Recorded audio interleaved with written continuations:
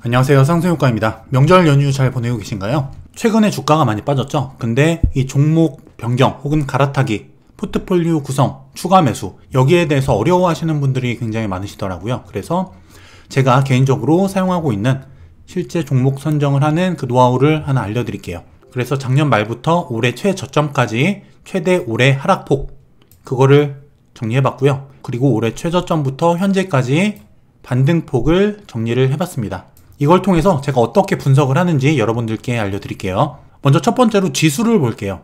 하락폭이 큰 종목을 위에 가도록 제가 정렬을 해놨거든요. 딱 봐도 보이죠? TQQQ, 나스닥 지수를 추종하는 QQQ ETF의 곱하기 3배짜리 레버리지죠.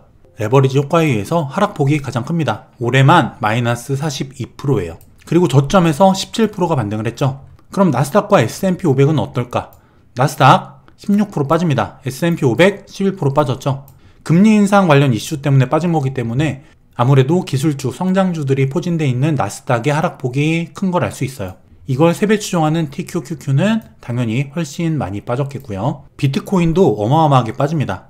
마이너스 29% 가까이 빠졌고, 코스피는 나스닥과 S&P 500 그 중간 정도에 들어가 있죠. S&P 500의 국내 버전이 코스피인데 우리나라 시총 상위 10개 종목을 보게 되면은 성장주들이 많이 포진이 돼 있어요. 혹은 사이클주. 그렇기 때문에 나스닥에 준하는 만큼 많이 하락을 한 모습을 우리가 볼 수 있죠.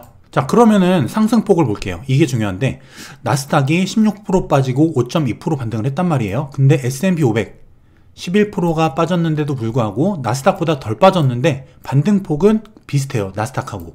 이 말은 뭐냐면 덜 빠지고 더 올랐다는 얘기가 되죠. S&P 500에는 가치주가 많죠. 반면 나스닥은 성장주가 많아요.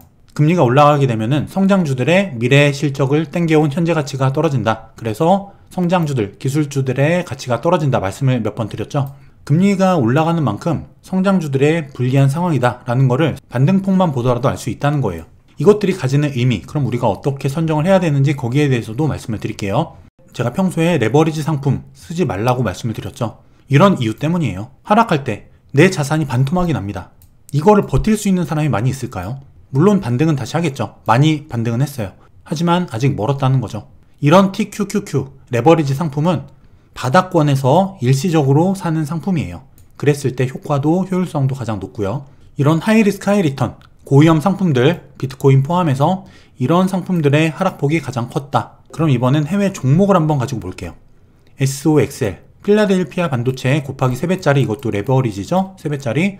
그리고 FNGU 미국 빅테크 기업들 이것도 3배짜리 레버리지. 3배 레버리지인 만큼 하락폭 어마어마합니다. 특히 반도체 많이 오른 만큼 정확히 반토막 났죠. 51%가 빠졌어요. 고점 대비. 작년 말 대비. 고점 대비하면 더 빠진 거죠. 그리고 성장주 중에서도 이 루시드 많은 분들이 우리나라 서학개미 분들이 굉장히 많이 갖고 있는 종목 중에 하나인데 이 루시드도 개별 종목 중에서는 거의 탑입니다. 하락폭이 탑이죠. 왜 이렇게 많이 빠졌을까?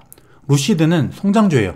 얼마 전에 제가 루시드, 테슬라, 리비안 비교한 영상 올려드렸었죠. 거기서도 말씀드렸듯이 루시드는 아직 본격적인 대량 생산까지는 시간이 걸려요. 본격적인 수익, 매출 확대 시간이 걸린다는 거죠. 불확실성도 아직 존재한다. 하지만 미래의 성장성을 끌고 와서 최근에 많이 올랐다. 금리가 올라가면 금리의 할인율 미래의 성장주 실적을 현재로 땡겨오는 그 할인율이 높아지기 때문에 그 가치는 떨어지게 됩니다. 루시드 같은 당장 실적이 나지 않고 미래 실적을 현재로 끌어다 쓴 이런 성장주 같은 경우 금리 인상의 타격을 가장 많이 받는다는 거예요. 보시면 아시겠지만 루시드 32%가 빠지고 반등은 고작 6%밖에 안 됐습니다. 비슷한 전기차 테슬라를 보면은 25% 빠졌죠? 많이 빠졌지만 루시드보다 덜 빠졌어요. 그리고 반등은 더 많이 나옵니다. 왜냐? 테슬라는 실적이 실제 나오고 있기 때문이에요. 점유율도 올라가고 매출도 확대되고 있기 때문입니다. 성장주이긴 하지만 매출이 실제 나오고 있고 확대되고 있다. 점유율 1등의 전기차 회사다. 이 점에서 리비안, 루시드와 차이가 있는 거예요. 또 반도체도 많이 빠졌어요. 엔비디아 굉장히 상승폭이 컸기 때문에 그만큼 하락폭도 컸습니다. 하지만 그만큼 반등도 크게 나왔죠. 20% 이상 빠진 종목들 중에서는 반등폭이 가장 컸다는 거예요. 강한 종목이라는 거죠. 하락폭 대비 반등폭이 큰 종목 제가 이렇게 체크를 한번 해둘게요. 그 다음은 필라델피아 반도체 지수 SOXX 20%가 빠졌지만 5% 반등폭. 네, 그냥 무난합니다. 그럼 이 빅테크 기업들은 어떨까요? 하락폭이 가장 큰 순으로 아마존, MS, 페이스북, 구글, 애플입니다. 자, 그럼 여기서 우리가 볼 게 이 반등폭이에요. 반등폭이 가장 큰 종목들, 바로 애플과 MS죠. MS는 최근에 인수합병 관련된 이슈도 있었고, 애플은 실적이 굉장히 잘 나왔죠. 자, 여기서 보게 되면은 애플을 주목할 필요가 있습니다. 하락폭은 가장 적었죠. 근데 반등폭은 가장 커요. MS와 함께 10%가 넘는 상승폭, 반등폭을 보이죠. 애플은 하락한 폭을 거의 다 회복을 했다고 해도 과언이 아니에요. 이게 뭘 의미하냐면 그만큼 주가, 종목의 힘이 강하다는 걸 의미합니다. 덜 빠지고 많이 올랐다. 그만큼 종목의 모멘텀, 힘, 그 종목이 갖고 있는 반등의 힘이 굉장히 강하다는 거예요. 자, 그럼 우리나라 국내 종목으로 한번 와볼까요? 자, 여기는 차이나 전기차 ETF도 같이 넣어 놓긴 했는데 같이 한번 비교를 해볼게요. 가장 하락폭이 컸던 종목, 우리나라 대표 성장주 네이버와 카카오죠. 특히 카카오 많이 빠지고 덜 오릅니다. 그나마 네이버는 좀 나아요. 20% 빠지고 4.4% 반등. 그 다음은 대표 반도체 종목 하이닉스와 삼성전자를 한번 비교해 볼게요.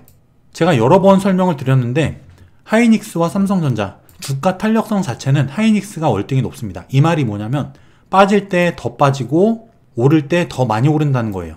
하이닉스 14.6% 빠지고 8.6% 올랐습니다. 삼성전자는 반면 덜 빠졌죠. 10.3% 빠지고 대신에 반등폭도 적어요. 물론 하이닉스 실적이 굉장히 잘 나오긴 했어요. 하지만 이거는 SK 하이닉스 그 자체, 종목이 가진 그 자체의 특성이기도 해요. 그래서 여러분이 하락장에서 반도체주를 산다, 반도체 대장주를 산다고 한다면 삼성전자보다는 하이닉스를 사는 게 항상 유리해 왔다는 겁니다. 그럼 반도체 중에서는 제가 하이닉스에 표시를 해볼게요. 대표 성장주 플랫폼 중에서는 네이버에 체크를 해보겠습니다. 그리고 투자하는 분들이 굉장히 많은 차이나 전기차, 이거는 13%가 빠지고 2.4%가 올랐죠. 삼성전자보다 많이 빠지고 덜 올랐어요. 추세가 안 좋다는 거죠. 왜냐면은 차이나 전기차는 굉장히 많이 올랐습니다. 20년 말에 만원에 상장해서 불과 1년 정도 만에 2배가 넘게 올랐어요.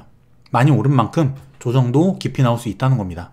이 차이나 전기차도 제가 어디서 어느 구간에서 어떻게 분할 매수해야 될지 그 전략을 기존 영상들에서 말씀드렸죠. 참고해 보시고요.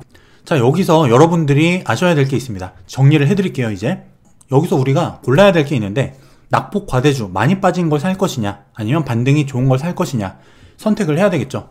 저 같은 경우는 이렇게 합니다. 정말 엄청난 낙폭 과대주, 그 종목이 가진 모멘텀 대비해서 지나치게 많이 빠진 낙폭 과대주, 이거는 또 많이 올라요. 이런 종목 하나, 그리고 저희가 지금 체크한 것들 있죠.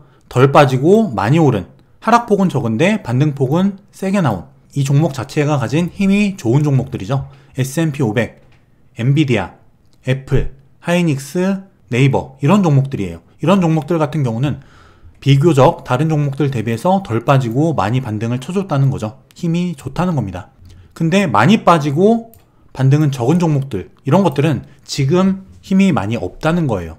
특히 지금 상황 같은 경우는 미래 실적이 담보되지 않은 미래 실적을 미리 땡겨온, 성장성을 땡겨온 그런 성장주들이 많죠. 혹은 그동안 너무 많이 올랐던 주식이라던가 카카오 너무 많이 올랐었죠. 루시드도 마찬가지. 이런 종목은 미래의 실적을 땡겨온 그런 성장주죠. 또 기업이 가진 가치 대비 많이 올랐기도 했어요. 이런 종목들은 지금 힘이 좋지 않다는 겁니다. 그리고 S&P 500 덜 빠지고 많이 올랐다는 거는 여기 포함된 가치주들 있죠. 또 금리 인상기이기 때문에 금융보험주 이런 것들의 상승도 어느 정도 반영이 되긴 했습니다.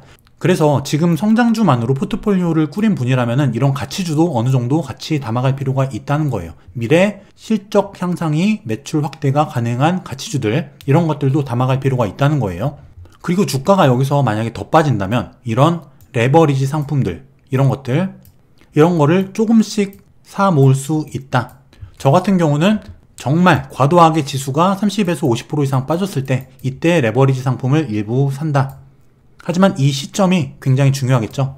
미리 산다면 손실을 보고 나서 반등을 줄 테니까 잠정 손실은 감안을 하셔야 돼요. 그리고 여러분이 추가 매수할 때 감안하셔야 될 게 뭐냐면 이 지수가 이렇게 지금 한 20% 정도 빠졌는데 고점 대비, 여기서 만약에 지수가 더 빠진다면 여기서 지수를 산다면 반등폭은 적을 거예요. 반면 개별 종목을 산다면 반등폭이 크겠죠. 보통 지수가 10% 빠졌다. 개별 종목은 20, 30% 빠지니까 주가가 정말 과도하게 하락을 해서 정말 바닥권에서는 개별 종목이나 레버리지 상품을 사는 게 유리하겠죠. 반등폭이 그만큼 클 테니까. 반면에 지수가 바닥이 아닌 것 같아 라고 한다면 지수를 사는 게 유리하겠죠. 왜냐면 지수를 산다면 반등폭은 적을 수 있지만 그만큼 빠지더라도 덜 빠질 테니까, 개별 종목보다는. 이것도 중요한 팁이에요. 지금 내가 느끼는 그 바닥권 더 빠질 것 같냐, 아니면 여기서 반등할 것 같냐, 내가 판단하는 그 상황에 따라서도 지수를 살 거냐 개별 종목을 살 거냐, 이 판단이 갈릴 수 있다는 거죠. 그리고 제가 레버리지를 조심하라고 항상 말씀을 드렸는데, 그 댓글을 보면은 어쨌든 그냥 장기 투자하면 버는 거 아니냐 쉽게 말씀하시는 분들이 있어요. 근데 여러분들이 이런 레버리지 상품을 가지고 이렇게 내가 투자한 돈의 반토막, 반의 반토막, 이런 식으로 자산이 쪼그라들었어요. 이거를 버틸 수 있을까요 과연? 더구나 이 레버리지를 내 돈이 아니라 남의 돈을 주고 샀다면, 이 레버리지는 항상 조심을 하셔야 돼요. 주가가 정말 바닥권일 때 예외적인 경우에 일부 비중으로 일정 기간 동안만 투자하는 게 레버리지다. 이게 길게 내 자산을 크게 잃지 않고 갈 수 있는 방법이다. 이걸 꼭 기억하시길 바랄게요. 아까 제가 덜 빠지고 반등폭이 큰 그런 종목들 말씀을 드렸죠. 체크를 해드렸죠. 그런 것들 참고를 좀 해보시고, 물론 그 종목들을 그냥 사라는 게 아닙니다. 이거는 저도 이 방법을 쓰고 있지만 내 상황, 그리고 대외 상황, 국제 정세, 이런 것들에 맞춰서 어떤 종목을 고를지는 제가 판단을 해요. 낙폭 과대주를 살 때도 있고, 덜 빠지고 많이 오르는 반등폭이 좋은 종목을 살 때도 있고, 지금처럼 금리 인상기 이럴 때는 실적이 나오는 그런 종목 위주로 포트폴리오를 개편합니다. 그리고 나스닥 지수를 다시 한번 볼게요. 크게 이런 상승 채널 안에서 움직이다가 채널 꼭대기 저항에 맞고 하락을 했죠. 물론 하단 채널을 잠깐 이탈했지만 다시 올라탔어요. 긍정적이죠. 이걸 확대해보자면 이런 모양이거든요. 이렇게 주가가 하락했다가 반등, 다시 하락, 상승. 주가가 지금 여기 와 있단 말이에요. 올라탔습니다. 다시 이렇게 깨고 내려가지 않는다면 주가가 어느 정도 다시 반등해줄 가능성도 열어놓고 볼 수 있겠죠. 그리고 말씀드렸듯이 고점 대비 하락폭 19.4%입니다. 2016년도 금리 1차 금리 인상 때 이때 하락폭과 거의 동일하게 나왔어요. 1차적인 반등권에는 들어선 모양이다. 코스피도 정리해드리면은 이런 하락 채널과 피보나치 의미 있는 반등권에서 반등했다. 이렇게 급격히 하락이 나온 경우에는 반등도 이렇게 세게 나옵니다.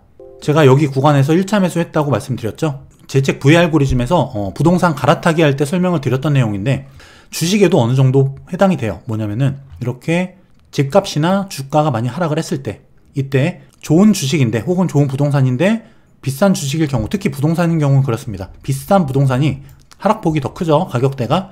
그렇기 때문에 이때는 싼 부동산에서 비싼 부동산으로 갈아타기 좋은 시기라는 거예요. 주식도 내가 별로 좋지 않은 종목을 갖고 있었다면, 혹은 성장주인데 미래 실적이 담보되지 않은 꿈을 먹고 사는 그런 기업을 갖고 있었다면 이 기회에 좋은 성장주, 미래 실적이 나오는 성장주, 혹은 미래 실적이 나오는 경기 민감주, 이런 종목으로 갈아탈 수 있다는 거예요. 지금이 그런 기회라는 거죠. 주가 하락 때문에 많이 힘드시고 연휴임에도 불구하고 마음이 불편하실 거예요. 하지만 남은 연휴에 가족 친지 여러분들과 함께 좋은 시간, 즐거운 시간 보내시고 주식 생각은 잠깐 잊어버리시기 바랍니다. 그리고 오히려 이 하락을 기점으로 어쨌든 많이 빠졌기 때문에 내가 어느 정도 추가 매수할 수 있다면 분명히 기회가 될 수 있어요. 그리고 내 종목을 좋은 종목으로 갈아탈 수 있다면 그것 또한 좋은 기회입니다. 좋게 생각하면은 한없이 좋은 기회로 볼 수 있는 게 또 지금 시장이에요. 여러분 포트폴리오에 맞춰서 좋은 전략 세워보시고 좋은 시간 보내시길 바라겠습니다. 행복한 연휴 보내시길 바랄게요. 감사합니다.